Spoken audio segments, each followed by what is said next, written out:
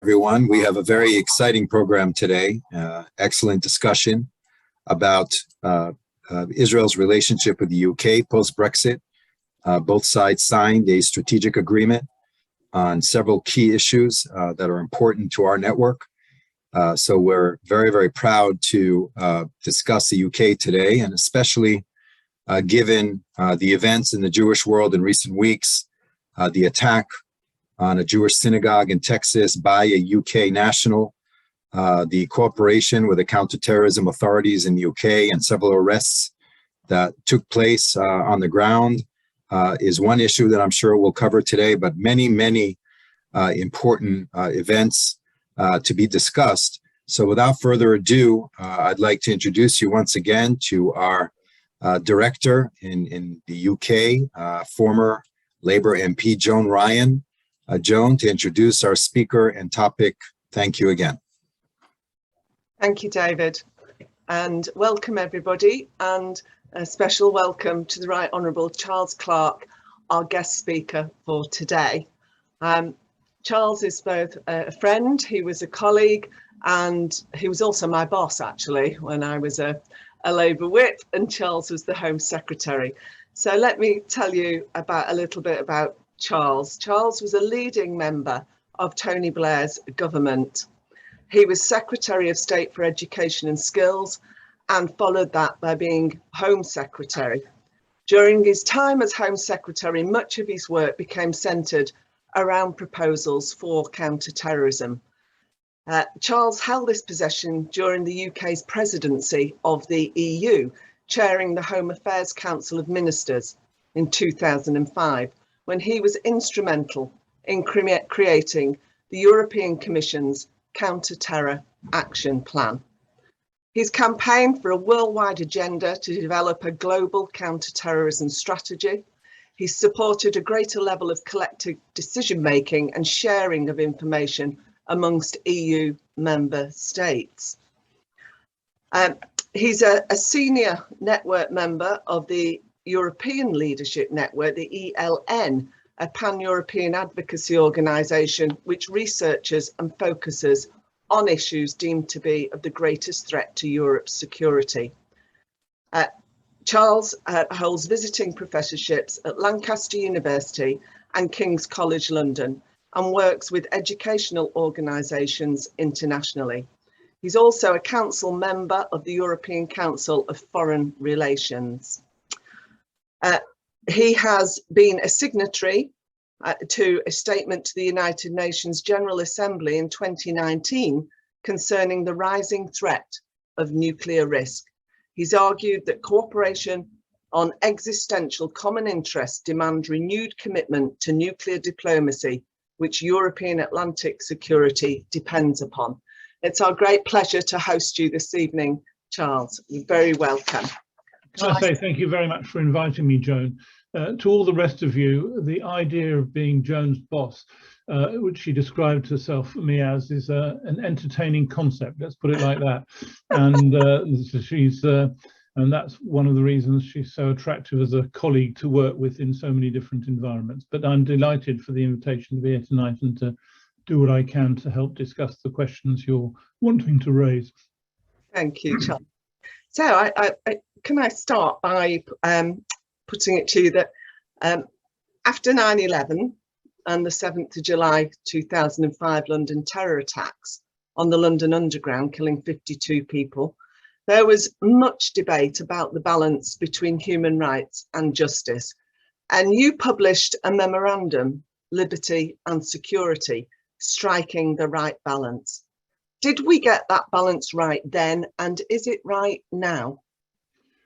Well, it's an excellent question, because the way, Joan, in which you've put the question emphasises, I think, the right dimension of this conversation.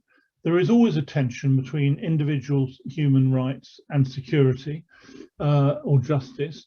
It varies in different countries at different times according to different technologies. The technological developments of the last 30 or 40 years have transformed that. Things like DNA databases, CCTV cameras, ID cards or not, a whole range of different areas mean that that issue becomes even more challenged in terms of dealing with the potential conflict between those two things. And I think we all know that if you simply go down the line of security altogether, so stopping people raising things that they want to do in a wide discussion, preventing people from being able to live their lives in the way they do. We've seen it in a certain way in discussions about how to deal with COVID and so on. You can easily end up with a society which loses all its main characteristics of freedom and democracy.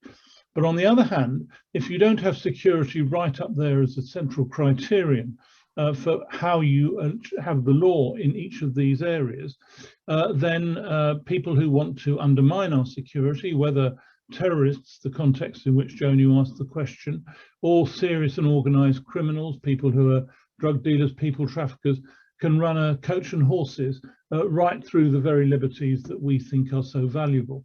So there's always a difficulty about the balance, and the balance will change. I don't think there's a perpetual answer to this question.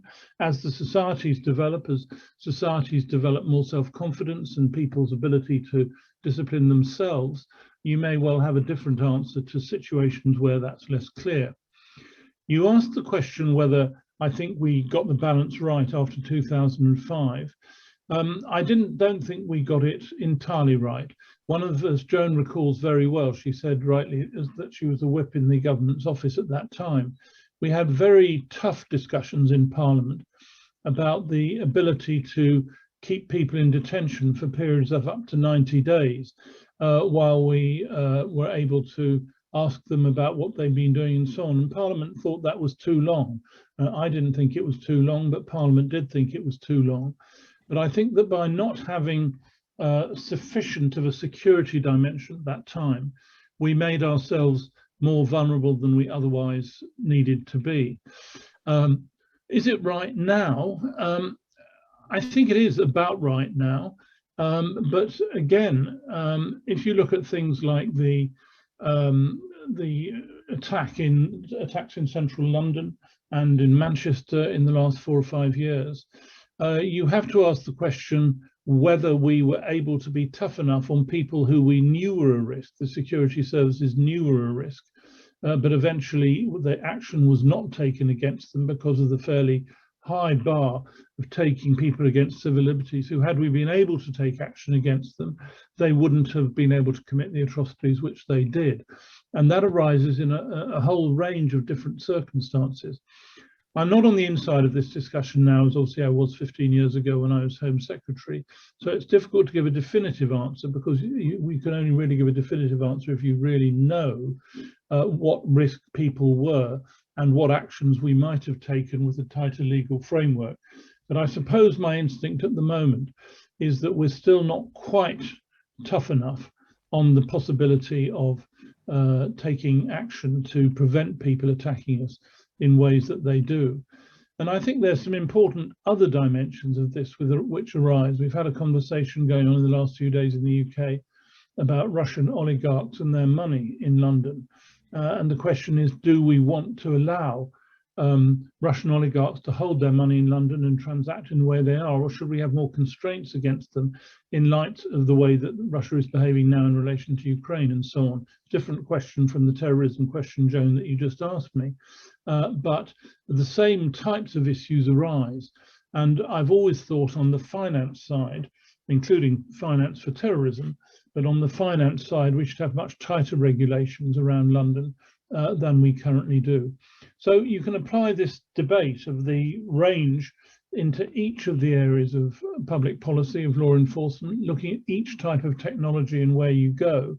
And different people will tackle it in different ways. We've always been tougher, for example, on CCTV. We allow CCTV much more than in some other countries takes place. And I always felt that was a very powerful technology for enabling us to detect and then prevent crime. Other people see it as a fundamental flouting of individuals' rights not to be observed when they're doing things. But I don't see any shortcut to this, Joan, I'm afraid, other than just have a debate on that security liberty line in relation to each technology, each country, and each particular circumstance. Obviously, we'd all like to live in a society where you didn't have to worry about security because it was all very secure, but we don't live in that world. Mhm. So, well, I suppose that following on from that, and you've already touched on it, what is your assessment now of the terror threat in Europe? And what do you think is the most threatening form of terror today? Who are the most significant perpetrators of that threat? Well, I still think in all of this, again, I have to emphasize I'm not privy to the actual formal threat assessments that you get as Home Secretary from the security service at a given time. And I haven't been privy to that for some time. So I don't want to give the implication or impression that I'm speaking with inside knowledge on what the security threats are at this time. That said, my view remains that the Islamist terrorist threat remains the most substantial that we have to deal with. And mention was made of the attacks in the United States against the mosque, against the synagogue, for example. But I think that the facts are that the Islamist threat remains the most serious that we have to deal with. There are other so-called struggles which exist as well, of course, but I still think that remains the biggest one across Europe. I did an analysis a couple of years ago of all the terror threats that were happening throughout the world, and there's some very good work that's done on this to identify where it is. And I'm afraid the Islamist threat comes top time and time again in just about any country in the world. So I do think that's the issue that we have most to deal with. I think the problem with Al-Qaeda and their related and successor organizations is that they don't have a kind of quasi-rational approach of terror to try and bring about some defined change that you could see. With the so-called liberation struggles of the end of the 20th century, there was some form of rationality attached to it, but we simply can never exceed to the demands for the kind of society which Al-Qaeda has campaigned for. We fundamentally believe in a society which does have rights, which does have position for women, and so on. And that remains a set of demands against us, which we can never concede. And that process will continue to press us. And that's, of course, why we have to have the security threat. But you mentioned the European Union in this context. The fact is that interconnection between all the various European police and security agencies is a central means of dealing with this, because the fundamental, which always has to be remembered, is that all of these organizations are very wealthy, very powerful, very international, very internationally connected. And if we are going to contest them properly, we have to put resources in, and we have to connect with everybody else in that way. And that is the way to operate. And we have to strengthen our ability to do that. Do you think then, on that basis of being able to cooperate, or to what degree do you think our ability to combat that terror threat is affected by the UK exit from the EU? And beyond that? Well, significantly. I mean, it's obviously entirely possible for us to leave the EU and for all the security cooperation still to be in place. But that isn't actually what happened. The exit from the EU, I was a strong supporter of UK continuing membership of the EU, but the exit from the EU, which in my opinion was undesirable in any case, has been extremely badly handled by the government at each stage, in my opinion. And we haven't put in place the kind of security cooperation between the intelligence agencies that is necessary. And there are all kinds of issues like European arrest warrants at the level of justice, not particularly about terrorism, which are not in place at the level they need to be. And so we need to intensify that cooperation. That can still happen, of course, but the fallout from Brexit and the desire of the current government to distance itself as far as it conceivably can from any cooperation with Europe, or even on national security matters, remains a massive blockage to being able to proceed in that way. Now, as I say, can this be repaired? Well, it certainly can, if a government came into office which was interested in rebuilding those relationships. I believe it is the case that most of the European governments, probably all the European governments, would want to put in place those kinds of cooperations, but they have certain databases about criminality and so on, which I think they won't allow us to join unless we're members of the European Union. And if you can't exchange the data about what's happening in real time at the speed which is necessary, your ability to contest terrorism is far lower than it otherwise would be. And that has been through the case all of the way through. Again, I must put in the constant qualification, Joan, about my lack of up-to-dateness on precisely how it's operating at the moment. But I believe that the UK departure from the EU has significantly damaged our national security. It would surely be in the EU's interest to share that data with us because, as you say, terrorism is a global phenomenon. The threat from Islamists is certainly pan-European and global.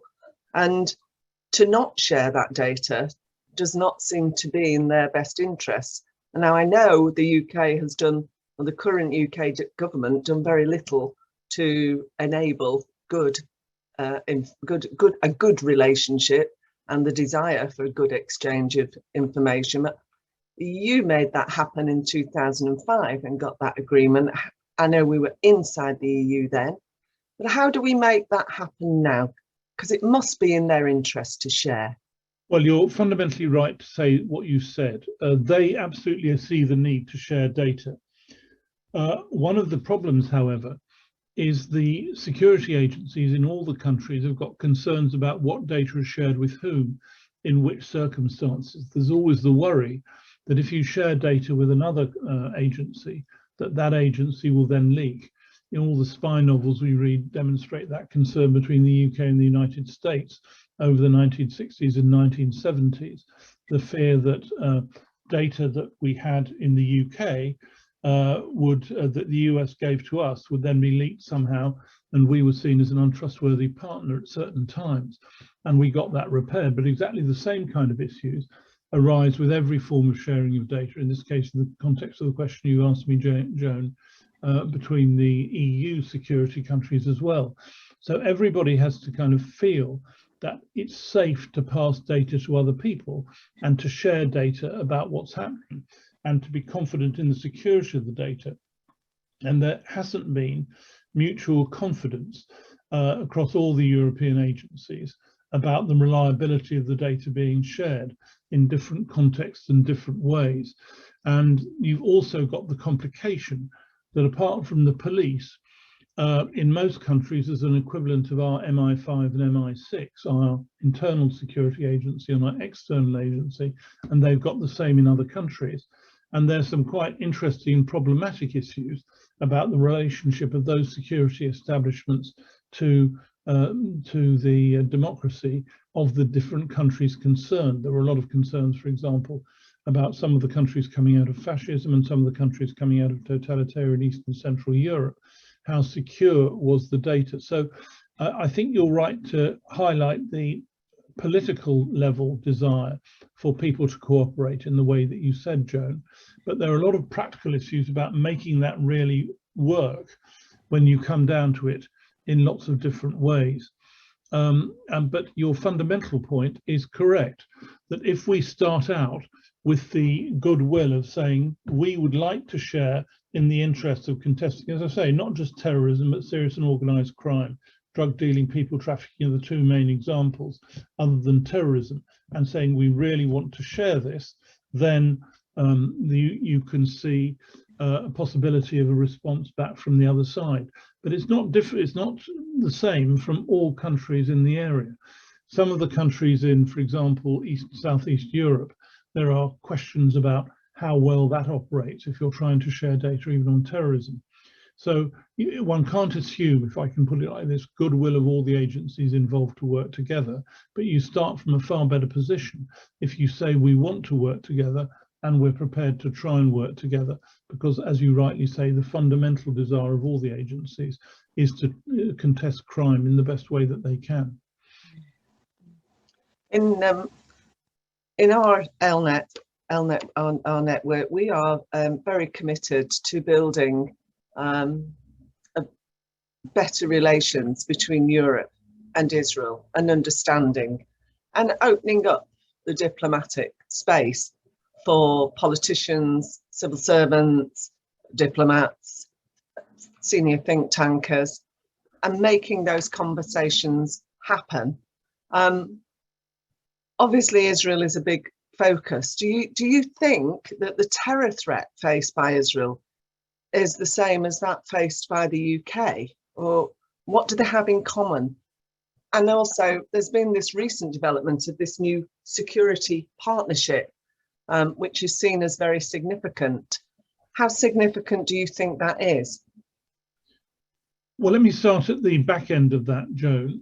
I think the new partnership is significant. The Israeli agencies are widely regarded as being amongst the most efficient and effective in this type of world, across the world. And so to have a good working partnership is an important thing in itself. That said, there's a number of other points to be made. Firstly, I completely agree with you that the ambition of having proper dialogue between Israel at all levels and the UK at all levels is extremely important. I know of the work that ELNET does in this, and I know of the work personally, Joan, that you've done in this over many years. And I think it's extremely important, and I congratulate you on it, and I think it's exactly what needs to happen. And it's the right thing. I like to think I was committed to that approach as well when I was in government. I think that's absolutely the right thing to do and the right way to develop it. But do I think the terror threat faced by Israel is the same as the terror threat faced by the UK? Well, I don't, actually. I think they're different countries, different situations.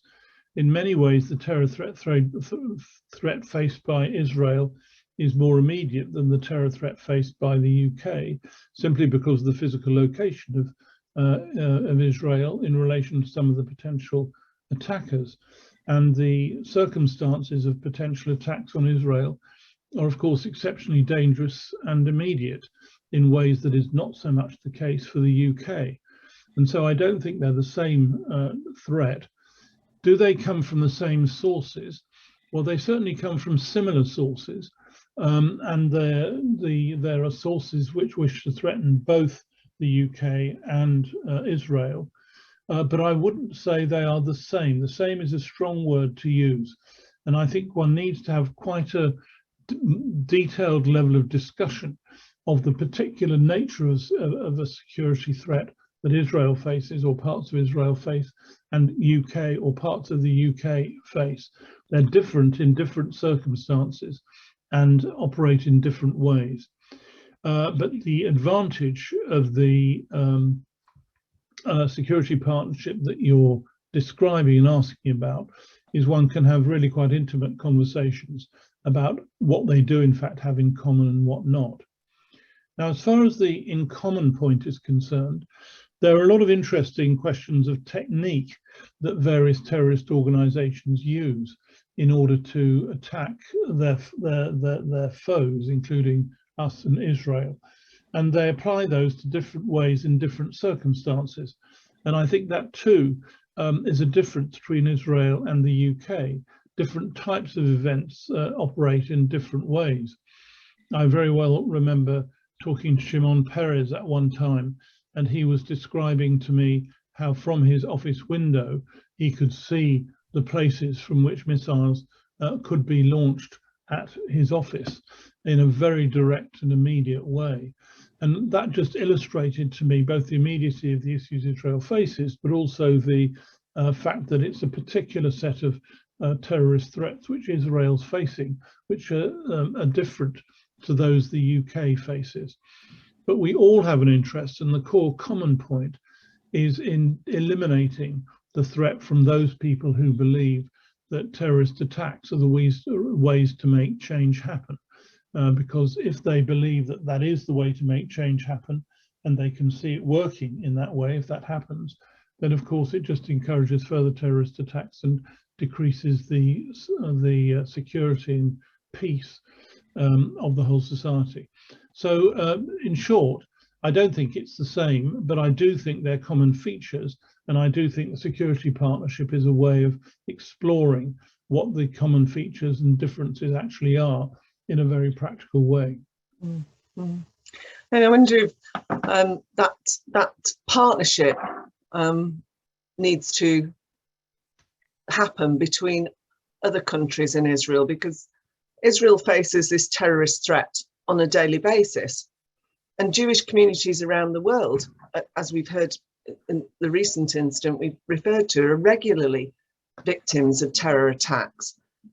And you've talked about kind of cooperation that is needed. Do you think that would be the most effective way, sharing and cooperation, to combat these threats? And how difficult do you think that is because of the way in which Israel is often isolated?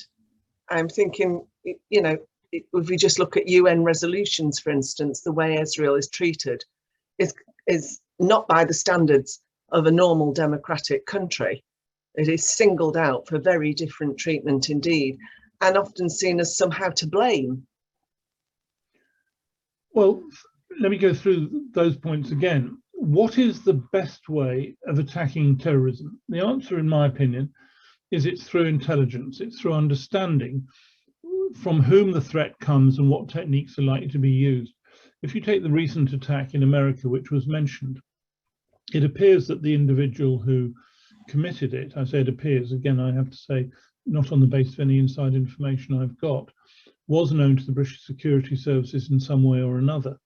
And at the end of the day, that intelligence either couldn't be shared or wasn't thought to be a high enough priority to be shared. And I'm sympathetic to the intelligence agencies in this, because they have a hierarchy of threats that they have to assess all the time on a daily basis as to who's really a threat and who's not.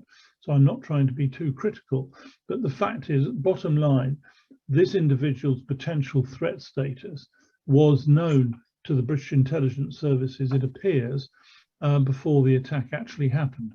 So the question of evaluating that threat and then sharing the intelligence about that threat according to where that individual was goes right up the agenda. And this takes us, Joan, back to the very first question you asked in this conversation about the liberty, security, range and balance. And it's a case for, firstly, more resource going into the intelligence agencies to be able to analyse the threats that exist in relation to the people they're looking at. And secondly, makes this case again for cooperation about how information is shared about these people and how threatening they are. I think the most difficult issue for the security organisations is to make a judgment about whether a particular individual is a real threat, or to use the vernacular, is just piss and wind, and to try and work out how serious people are in their threat. And I think that's a really tough thing for them to do, because of course there's an enormously large range of people who kind of make threats and use linguistic criticisms and so on, than are people who are actually like to carry out some kind of terrorist attack. And it's very, very difficult to assess that, even with the top level of resource. So that's a real issue. So, but I do think intelligence remains the key question at the end of the day to prevent attacks.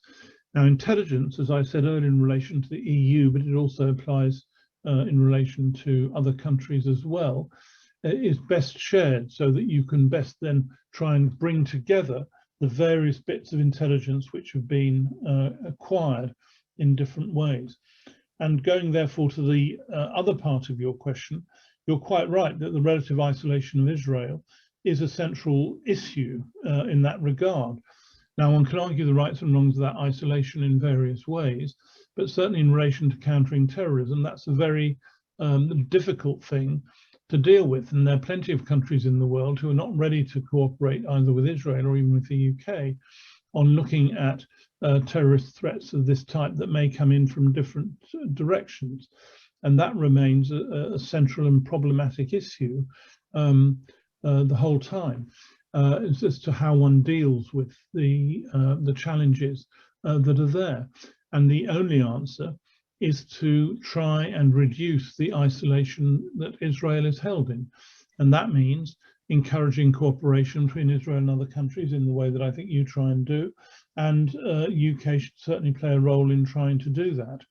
But it would help, of course, if other countries in the region were ready to look properly at the intelligence, the terrorist threat that they may perhaps be aware of and we aren't.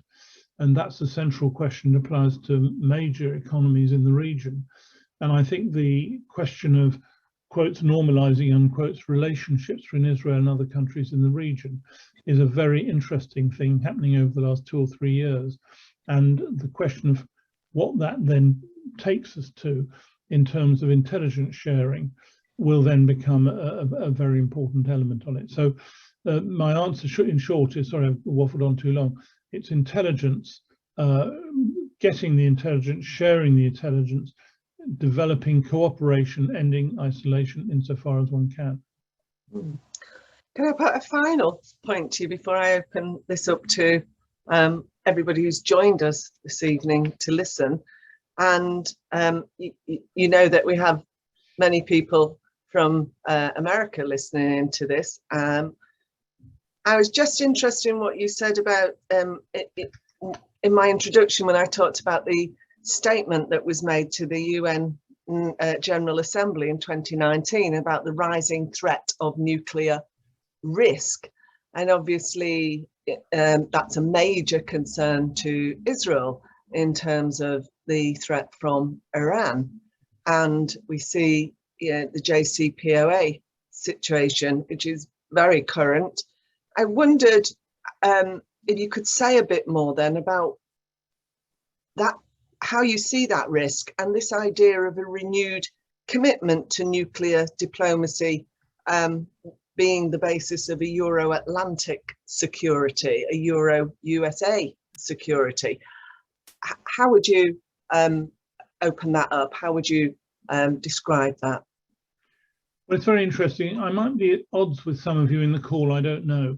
But I felt that Donald Trump was wrong to pull out of the Iran agreement. I know there are many weaknesses in the Iran agreement, but I felt that it did at least offer a hope of being able to move forward in a slightly more controlled, less anarchistic way in this situation. And I think the question now is it worth trying to put that back together? Obviously, it's very difficult to put it back together, but I'm in favor of those who try and put it back together.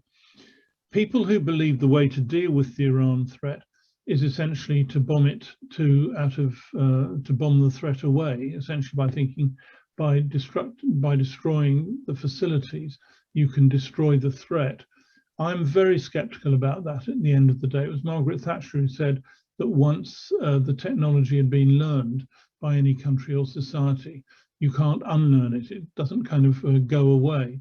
And the technologies, not only for nuclear, but also for chemical and biological warfare, are relatively easy to spread. You have to have a situation where people agree not to develop the weapons of mass destruction.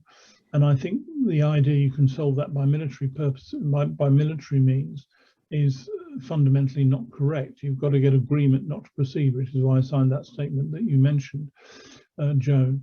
And I think that arises in relation to Iran. Now, I'm not up to speed with the current state of the discussions. The signs aren't particularly optimistic, but I do think that is the way to go, and it applies in other nuclear, chemical and biological threat areas as well. I do think that is the right way to proceed. And the idea that you can somehow get total security for a particular country by keeping others away from this, I think is really quite doubtful, other than by their agreement. So that's my view on it. I didn't really agree with the stance of Prime Minister Netanyahu about this over a period of time. And I think that the right approach is to try and seek agreements in these areas.